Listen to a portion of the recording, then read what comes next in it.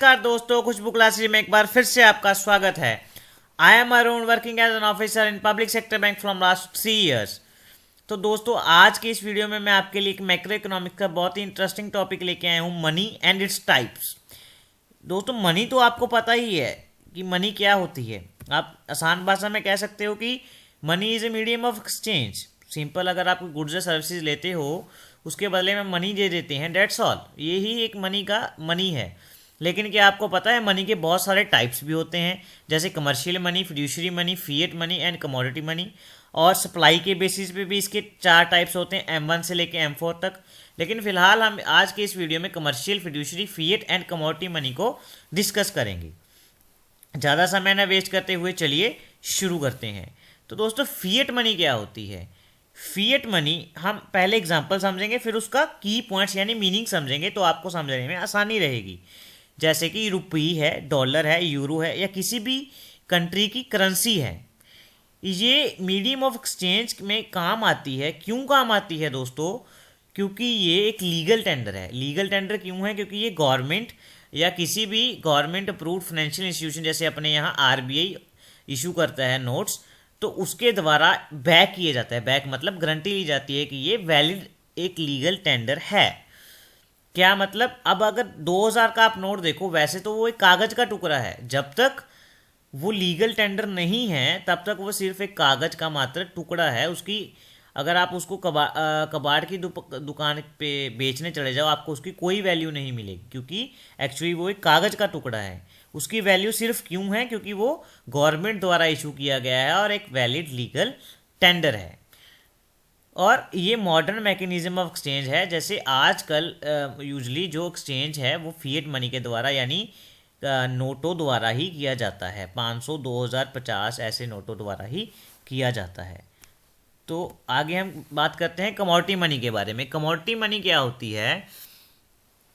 जैसे पहले के ज़माने में क्या होता था, बार्टर सिस्टम ऑफ एक्सचेंज हुआ करता था। जैसे वो सोने के सिक्के यूज़ किया करते थे किसी भी चीज़ को लेने के लिए, या तो barter system of exchange usually क्या होता है, गुड्स के बदले में गुड्स। या फिर क्या होता था, जब वो गुड्स परचेज करते थे तो बदले में सोने का सिक्का देते थे, या तांबे का सिक्का देते थे, या चांदी का सिक्का देते थे। तो पहले 2-3 चीज़ें चलती थी। बार्टर सिस्टम ऑफ एक्सचेंज चलता था, या गोल्ड कॉइन के एक्सचेंज में आपको कोई ना कोई चीज़ मिला करती थी। लेकिन अब आप ध्यान से देखिए, आज के ज़माने में बात करें, गोल्ड कॉइन की वैल्यू बहुत ज़्यादा होती है। लेकिन पहले के ज़माने में ऐसा नहीं था, सिर्फ उसको मीडियम ऑफ एक्सचेंज की तरह यूज़ किया जाता था। कमोडिटी मनी क्या होती है? जिसकी अपने आप में एक अंडरलाइंग वैल्यू होती है। जैसे 2000 का नोट कागज़ का टुकड़ा था, उसकी अंडरलाइंग वैल्यू कोई नहीं थी। उसके उलट कमोडिटी मनी में उसकी अंडरलाइंग वैल्यू होती है। अब अगर आप गोल्ड को भी बेचने चले जाओ तो भी आपको रुपए मिल जाएंगे। कहीं पे भी बेचने चले जाओ, सुनियार की दुकान पे बेचने चले जाओ, ज्वेलर की दुकान पे बेचने चले जाओ, आपको उसके रुपए मिलेंगे। इसकी लेकिन इसमें एक फ़र्क रहता है कि इसकी फ्लक्चुएशन हो सकती है। जैसे 2000 का नोट है, वो आज भी 2000 का है, कल भी 2000 का ही रहना है। लेकिन गोल्ड आज 5000 का है, कल 5500 का हो सकता है। वो उसकी वैल्यू जो है फ्लक्चुएशन में आती रहती है। वो डिमांड, सप्लाई और बहुत सारे फैक्टर्स निर्धारित करते हैं उसको मार्केट में। तो उसी मनी को कमोडिटी मनी कहते हैं। जैसे कॉपर, गोल्ड हो गया, सॉल्ट, सिल्वर, टी, बहुत सारे एग्जांपल हैं कमोडिटी मनी के। तो ये था कमोडिटी मनी। आगे हम डिस्कस करते हैं फिड्यूशरी मनी।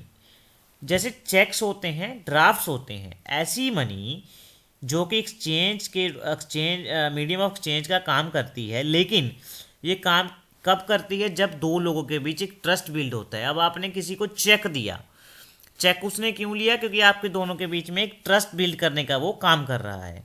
सपोज आप कोई भी एग्ज़ाम भरते हो, बहुत सारे एग्ज़ाम्स में जो है आपसे डीडी मांगा जाता है। अब ना तो इंस्टीट्यूशन वाला आपको जानता है, ना आप इंस्टीट्यूशन वाले को जानते हो। वो आपको कह देता है कि फॉर्म भर दीजिए, साथ में हमें 100 रुपये का डीडी दे दीजिए। लेकिन डीडी वैलिड क्यों माना जाता है? वो क्यों डीडी पे विश्वास करता है? क्योंकि उसकी गारंटी या तो किसी बैंक ने दी उसको, या किसी फाइनेंशियल इंस्टीट्यूशन ने दी कि आप डीडी ले लीजिए, जितनी अमाउंट का डीडी होगा उतनी अमाउंट की पेमेंट हम आपको कर देंगे। ये आज के मॉडर्न एज में बहुत ही वाइडली यूज़ होने वाला fiduciary money medium of exchange है। आपको जैसे आपने कोई टेस्ट भरना है, डीडी आप दे दीजिए, ख़त्म। आपको कैश उठाने की, वहाँ तक कैश देके आने की जरूरत नहीं है। सेफर है मोड, ट्रांजेक्शन सेफर मोड है। अब डीडी जिसके नाम पे होगा पेमेंट भी उसी को मिलेगी, ऐसा नहीं है कि थर्ड पर्सन डीडी की पेमेंट ले जाएगा। आगे हम देखते हैं कमर्शियल बैंक मनी।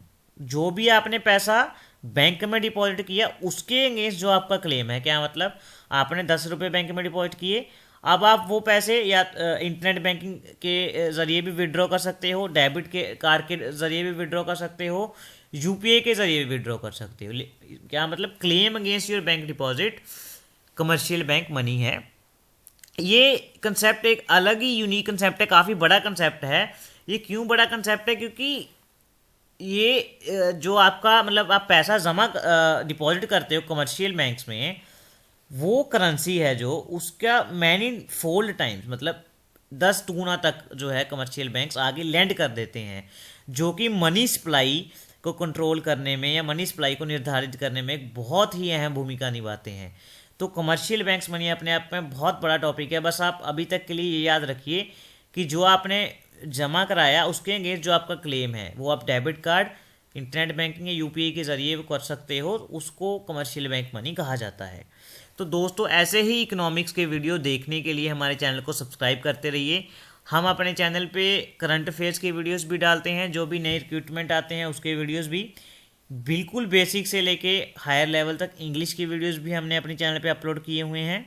और साथ ही साथ बैंक पीओ या कोई भी अदर कॉम्पिटिटिव एग्ज़ाम के इंटरव्यू क्लासेस बिल्कुल फ्री ऑफ कॉस्ट बेसिक से कैसे प्रिपेयर करना है वो भी मैं प्लेलिस्ट में अटैच कर दूंगा। तब तक के लिए अगर आपको ये वीडियो अच्छा लगा, चैनल को सब्सक्राइब कर दीजिए, हिट बेल आइकन को दबा दीजिए। Thank you and bye.